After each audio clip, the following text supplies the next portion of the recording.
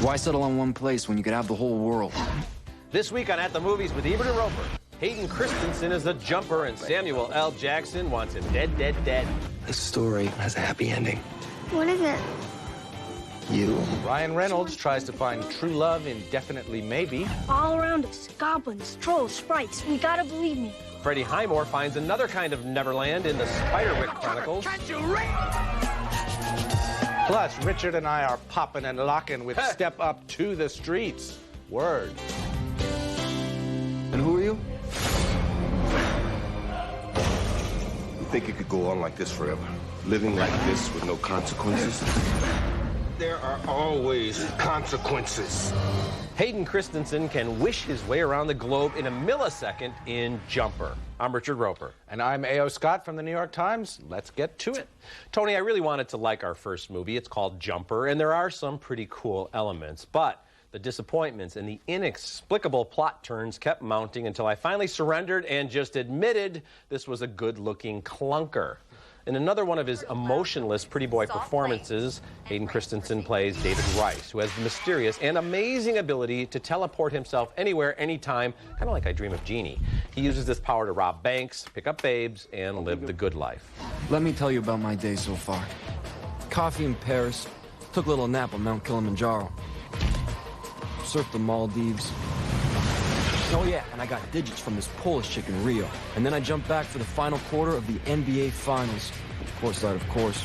I could go on, but all I'm saying is I'm standing on top of the world. Samuel L. Jackson plays the leader of the Paladins. These are the guys who have been tracking down and killing jumpers for centuries, although it's never really clear why. Anybody can rob a bank. What I'd like to know is how you rob a bank without opening any doors. This conversation's over. This conversation's not over. Do you answer my question? Tell me. How'd you last this long, huh? Too bad Jackson didn't save his purple lightsaber from the Star Wars movies when he last saw Hayden Christensen. Rachel Bilson plays Millie. She's a hometown hottie who begins to reconsider her decision to hook up with David some 8 years after he disappeared. I'm sorry. Come on. We gotta go. Leave me alone. This might hurt a little bit, okay?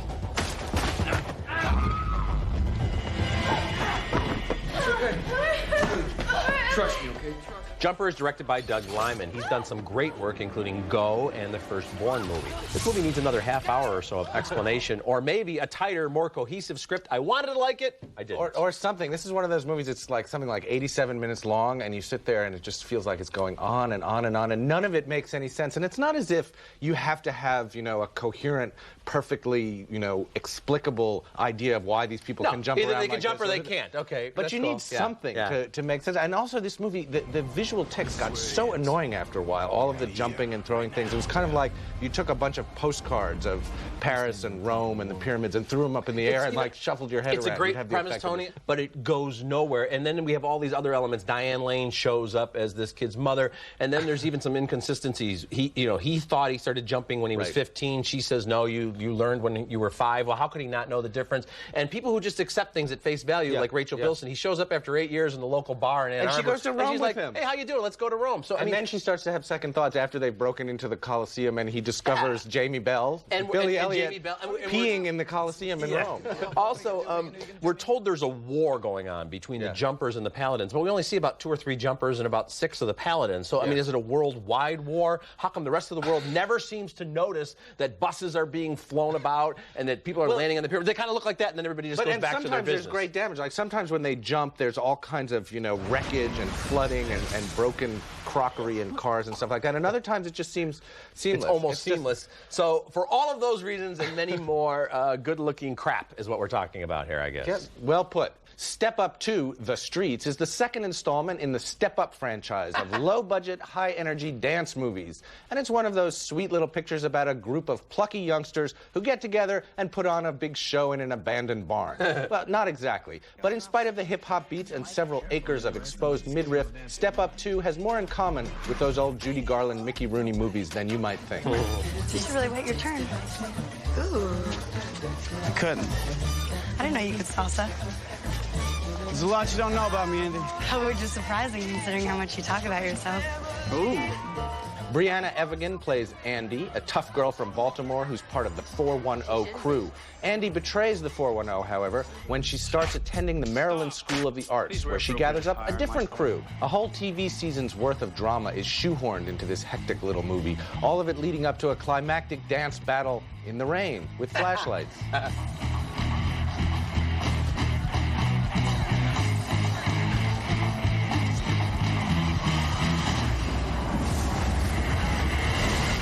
The writing is clumsy, the acting is amateurish, and too many of the dance numbers are edited in that frantic style that makes it hard to appreciate what the dancers are actually doing.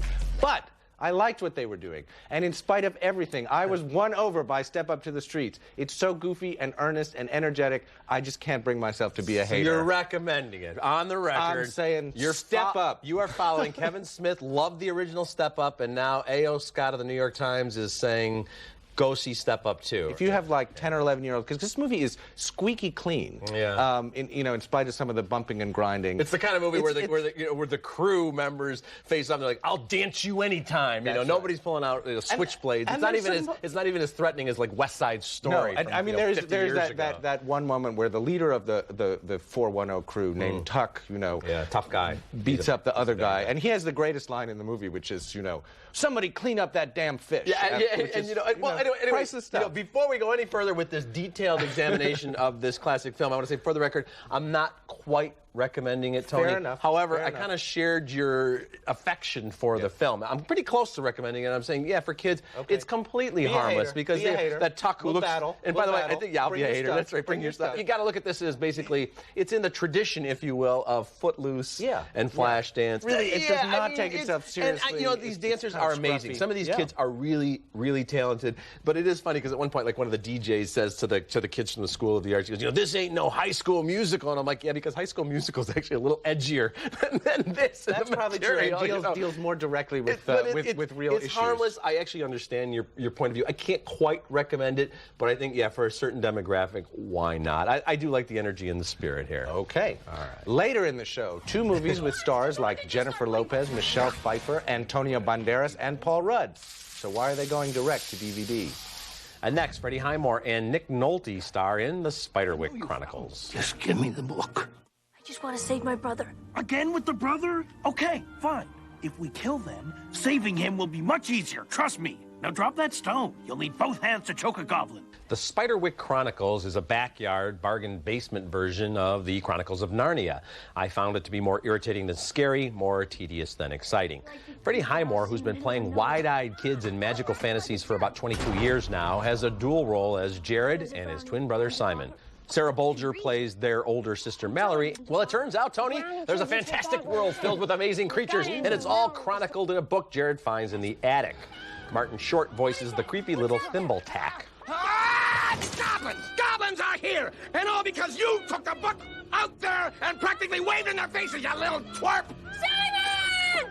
Go ahead! Have a look at the mess you made! Nick Nolte plays the evil ogre Mulgrath, who will stop at nothing to obtain the book. If he gains possession, he'll rule the world. If you give me the book, your life will go on as if nothing ever happened. However, if you fail, I'm afraid I'll have to find somebody else to get my book for me. The Spiderwick Chronicles has all the elements of a classic children's adventure, but the goblins aren't very frightening. The supposedly friendly Thimbletack is an ugly pest, and the evil ogre is a tired variation on a dozen other fairy tale villains. Didn't these people see the Shrek movies? The performances are all fine, but nothing special. Mary Louise Parker, in particular, is saddled with one of those dumb mom roles. This is a mediocre effort. Yeah, I might even go farther than that. I think this was just kind of terrible. I think it's an example of people thinking that, all of these elements is if you have some goblins and some magic and some divorced, moms and a big book cute where, kids. where dust shoots off from the pages names like Thimbletack and Hogsqueal and Mulgarath and whatever they are. And also, like, you get a voice. You have Seth Rogen doing a voice there of this obnoxious little warthog kind of thing who goes around eating birds. And it doesn't have any kind of charm or magic or sense of wonder. It's just so plotting, and it never really explains. As you said, you know, you don't know why this ogre wants to kill everyone or take over the world. He'll have control of the universe. And the terms of this magical world are never really explained or laid out or exposed in a way that would make them really interesting, that would draw you into it. Maybe if the kids from the Golden Compass teamed up with the kids from the Chronicles of Narnia and showed up in the backyard and helped the Spiderwick kids. A dance battle between the polar bears and Mulgarath on the streets of Baltimore with a hip-hop score. Now you're talking so there. Oscar. Okay, later in the show, Michelle Pfeiffer, Jennifer Lopez, and Paul Rudd star in 2 new movies, but they're not playing at a theater anywhere near any of us. And next, Ryan Reynolds is looking for love in Definitely Maybe. You know, PlayStation. Looking at movies now in theaters, neither of us like Fool's Gold. We didn't like Welcome Home, Roscoe Jenkins, but we're both recommending In Bruges. It goes wider this week. We are doing what I want to do. Got it? Of course. Which I presume will involve culture. Well, we shall strike a balance between culture and fun. Somehow I believe, Ken, that the balance shall tip in the favor of culture. And Tony, I'm happy to say that per screen, In Bruges outsold The Hottie and the Naughty by about 1,000 to 1. Did very well in limited release, and I really hope people will check this film out. Well, there is hope. Yeah, it's good. Good performances from Colin Farrell, and especially I think Brendan Gleeson, and just great use of the medieval city of Bruges in Belgium. Yeah. Nice movie. Now, I'm sure I'm not the only person who's noticed lately how generally lame most romantic comedies are these days. Predictable, unconvincing, and either too bland or too nasty. So I'm happy to report that Definitely Maybe, written and directed by Adam Brooks, is an exception. It's an appealing, smartly put together movie with an ingenious twist on the boy meets girl plot. When the story begins, the boy, that's Ryan Reynolds as Will Hayes, and the girl have already met, married, and divorced. It falls to Will to tell his young daughter Maya, played by Little Miss Sunshine's Abigail Breslin, how it all happened. I'm going to tell you the story, and I'm not telling you who your mom is. Fine. You're just going to have to figure it out for yourself. Good. And I'm changing all the names and some of the facts. I just decided that right now, and then we'll see how smart you are. I like it. It's like a love story mystery. Great. Sounds good. You ready? So we flash back to the 1990s, and we follow Will's tangled relationships with 3 different women, one of whom will turn out to be the one. We just don't know which one. And the movie cleverly keeps us and Maya guessing. There's Emily, the blonde college girlfriend, played by Elizabeth Banks. See? Now I got it, and I'm never going to lose it again. No, go ahead. Sorry. Hello? Hey, it's Will. I'm really sorry I lost your number. Summer, the intriguing, dark-haired femme fatale journalist, played by Rachel Weisz, and April, a funny, flaky redhead, played by Isla Fisher, who I think has it in her to join the ranks of the great screen comedians. Besides, you and me, it'd kind of be like cats and dogs. Yeah.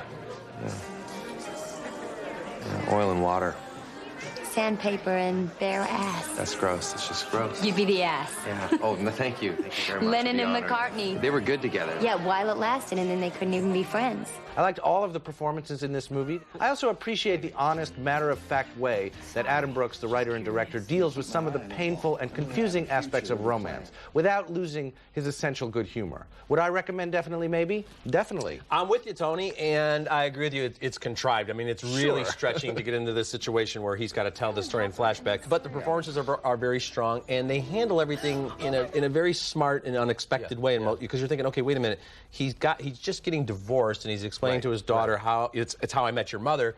But there has to be some sort of romantic comedy, and they handle all that very well. And they also make all of the female characters both attractive and flawed. So it's not as if, you know, you're set up to think, well, she's going to be the wrong one. You better get away from her. You could sort of see, okay, I see what he sees in each one of these and why it might not work out. At different points in his own emotional growth. Well, because he's also trying to figure out who he is, and it is a very nice take on the kind of 20-something drift story. I really a young, idealistic guy who's kind of trying to find his way. Yeah, very well done. And Ryan Reynolds, who sometimes gets a little bit too much into the Chevy Chase thing, where he's more appealing to himself than to anybody else. I mean, he's a good-looking guy, he's a talented guy. And here, I think he allows himself to be a little bit more real and vulnerable, and that makes him much more appealing as an actor. Absolutely. And we also have to mention Kevin Kline has a great supporting role in this as this kind of drunken gonzo journalist types that just he blows into this movie. He nails a certain kind of guy perfectly. Yeah, good film. Very good film. Very nice.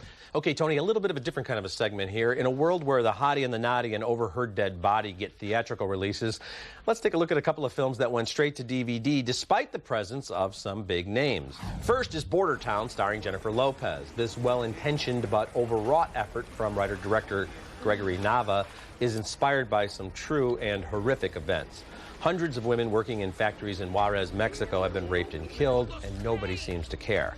Lopez plays a crusading journalist from Chicago who goes there to investigate the crimes. The number of women killed is not 375. It's just the number the police can cover up. But the real number is probably closer to 5,000. 5,000.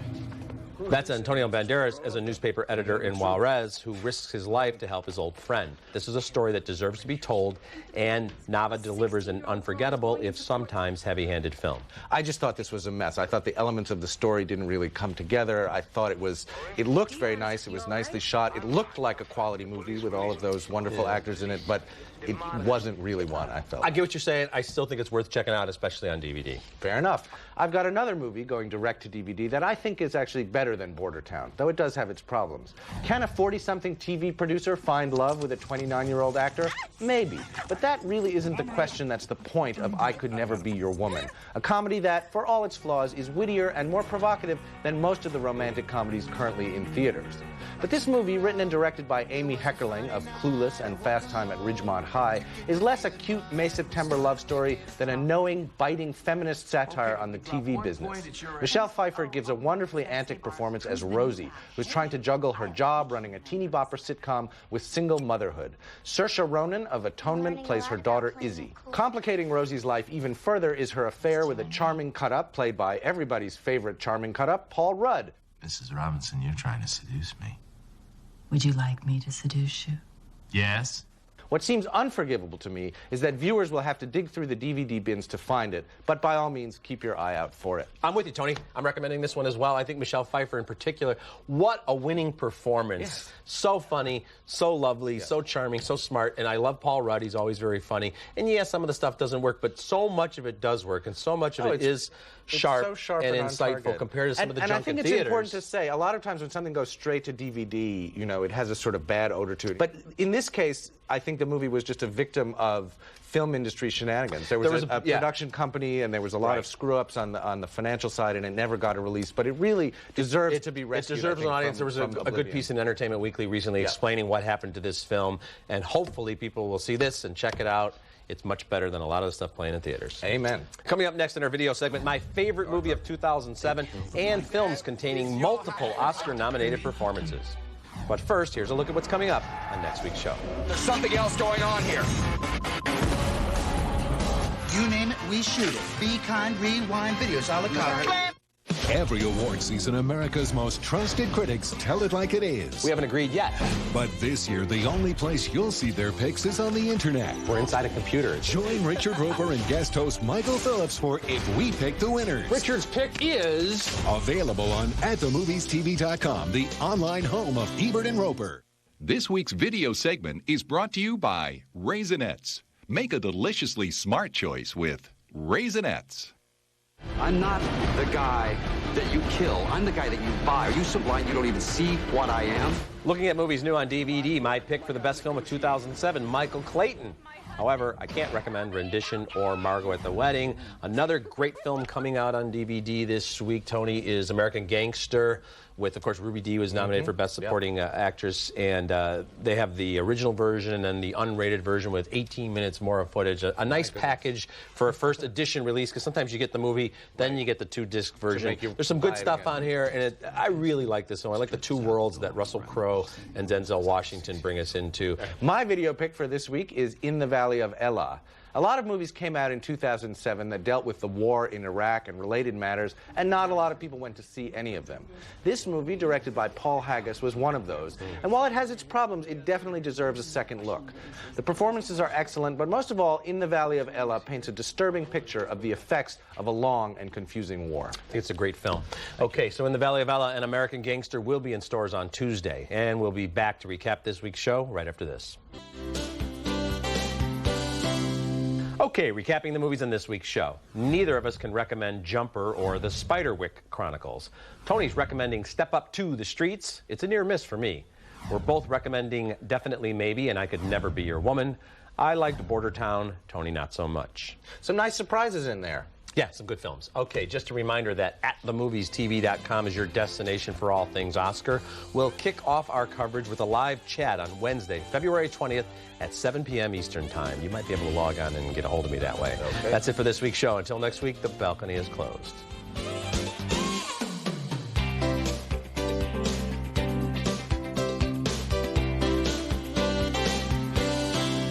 Oh, man. Everything's better with toppings, like new shortcake pancakes at IHOP. Fluffiness topped with decadence only at IHOP. Come hungry, leave happy.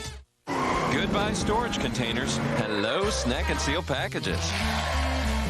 The easiest way to keep your Oreo cookies tasting fresh. My Bliss? Blistex Silk and Shine. Real silk extracts with a touch of shine. Discover Bliss. Discover Blistex. Goodbye storage bags. Hello snack and seal packages. The easiest way to keep your Oreo cookies tasting fresh.